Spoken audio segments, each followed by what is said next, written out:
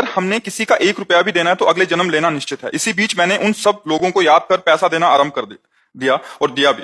अब मेरा प्रश्न है कि जिन लोगों को हमें याद ना हो उनसे पैसा किस तरह, मतलब किसी से लिया और हम भूल गए हों तो उसकी पूर्णता श्री भगवान की शरणागति में हो जाती है।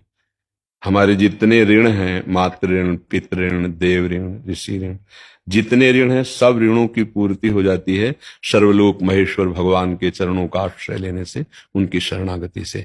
जो हम जान रहे हैं, जो हमारी याद में है, हमारे पास व्यवस्था है, हम उससे प्रयास कर लेते हैं, और जो नहीं है तो स्वाभाविक सब ऋणों से मुक्ति भगवान की प्राप्ति में हो जाती है। यदि हम निरंतर नाम जप करते हैं, अब सब में अपने प्रभु की भावना करते हैं। देखो बच्चा, ये ढांचा जरूर है, लेकिन ढांचों के अंदर वही परमात्मा बैठा हुआ है, बिजली वही है, पावर वही है। ये शरीर जो है ये पंचभूतों से रचित, लेकिन इनमें चैतन्य घन आत्म स्वरूप उसी के प्रकाश से प्रकाशित होकर बुद्धि, मन, चित्त, अहंकार, कर्मेंद्रियां, ज्ञानेंद्रियां, ये सब संचलित हो रहे हैं। वो अकर्ता, वो अकाल, वो अजन्मा शांत स्वरूप बैठा हुआ है।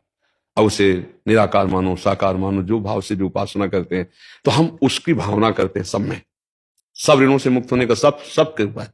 सब में भगवत भावना करते हैं और धर्म पूर्वक मेहनत करके धन कमाते हैं। 4 पुरुषार्थ हैं: धर्म, अर्थ, काम, मोक्ष। निवृत्ति मार्ग अलग है, प्रवृत्ति मार्ग, चूंकि आप प्रवृत्ति मार्ग में इसलिए ऐसा।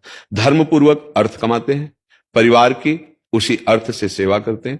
जो समाज की सेवा में सौभाग्य कभी मिले तो वो सेवा करते हैं। निरंतर नाम का स्मरण आपको स्वरूप बोध कराएगा। जैसे जैसे हृदय पवित्र होता जाएगा, तैसे तैसे ये स्थूल शरीर है ना, फिर सूक्ष्म शरीर है जो अंतःकरण ज्ञान इंद्रियों सहित, फिर कारण शरीर है जो स्वभाव है। इन तीनों शरीर से परे अपना स्वरूप है। उसका जहां बोध हुआ, फिर समस्त बंधनों से मुक्त हो जाता है जीव। या भगवत साक्षात्कार हुआ तो समस्त बंधनों से, बस हमारा संसार का चिंतन छूट जाए। कर्म सब जैसे कर रहे हैं वैसे ही होने, हमारा आंतरिक चिंतन केवल प्रभु से जुड़ जाए, स्वरूप परमात्मा स्वरूप से जुड़ जाए, सब काम बन जाए। आज हमारा चिंतन बिगड़ गया है। देह चिंतन, भोगों का चिंतन, संसार के संबंधियों का चिंतन, मान सम्मान का चिंतन, रुपया का चिंतन, ये सब गलत चिंतन होने लगा है। भगवान कहते हैं मेरी प्राप्ति उसको सुलभ है जो मेरा अनन्य चिंतन करता है।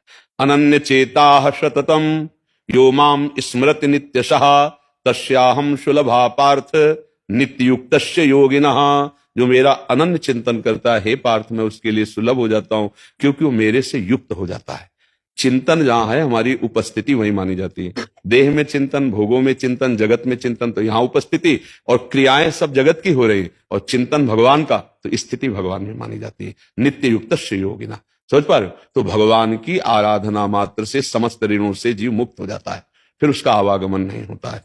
भक्ति ज्ञान अपने स्वरूप का बोध हो जाने पर, जैसे स्वप्न में हमने बहुत से कर्जे लिए थे, बहुत से दान दिए थे, बहुत से शुभ अशुभ कर्म बने थे, जगे तो सब झूठे थे ना, ऐसे ही विशुद्ध ज्ञान हो जाने पर ये फिर जो जागृत स्वप्न सुषुप्ति अवस्थाओं के द्वारा सब ये उससे परे हो जाता है। क्योंकि ये अवस्थाएं तीनों शरीरों की ही केवल है। जागृत में स्थूल शरीर, स्वप्न में सूक्ष्म शरीर, कारण शरीर, सुषुप्ति अवस्था में, और जागृत स्वप्न सुषुप्ति स्थूल सूक्ष्म कारण, तीनों से परे अपना स्वरूप है ये ज्ञान।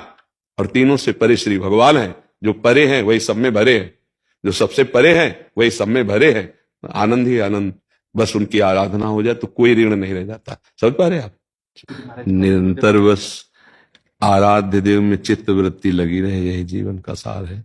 जो भी सेवाएं मिली हैं समाज की, वो तो अपने लोगों को करना ही है, बस निरंतर इष्टाकार वृत्ति रहे। जो हमारे इष्ट देव हैं, चाहे वो ज्ञान मार्ग का प्रतीक हो, चाहे प्रेम मार्ग का, भक्ति मार्ग का, चित्त वृत्ति का इष्ट में बार बार लगाना, यही योग है। नाम में, रूप में, लीला में, स्वरूप में, जैसा विवाह गुरुदेव ने दिया हो, हर समय अपने इष्ट का चिंतन। और व्यवहार में तो साधु को सेवाएं मिलती हैं, समाज के जनों का कल्याण, नाना प्रकार के भागवती उत्सव आदि, या जो भी सेवाएं, पर चिंतन हमारा सदैव अपने इष्ट का रहे, और कोई भी चरित्र को हमारे छू ना पाए। बस ये 2 बातें साधु को त्रिभुवन विजेता बना देती हैं।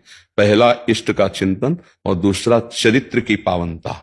अगर चरित्र पावन रहे और इष्ट चिंतन रहे तो जयति जयति जग उच्चरे, वो त्रिभुवन विजेता महात्मा सतरति सतरति सा लोकांतार्यति, वो स्वयं तर जाता है और तीनों लोकों को तारने की सामर्थ्य रखता है।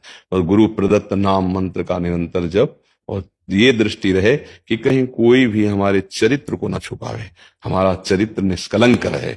काछ वाछ मन निश्चल राखे, धनि धनि जननी तेरी रे, बड़ नरसैया दर्शन पावा। नरसिंह जी कहते काछ लंगोटी का पक्का, वाच जबान का पक्का, और मन काछ वाच मन निश्चल राखे, धनि धनि जननी तेरी रे। जिसकी काछ निश्चल, वाच वाणी निश्चल और मन एकाग्र, उसको कभी कोई त्रिभुवन में परास्त नहीं कर। काछ वाच मन निश्चल राखे, धनि धनि जननी तेरी। खूब नाम स्मरण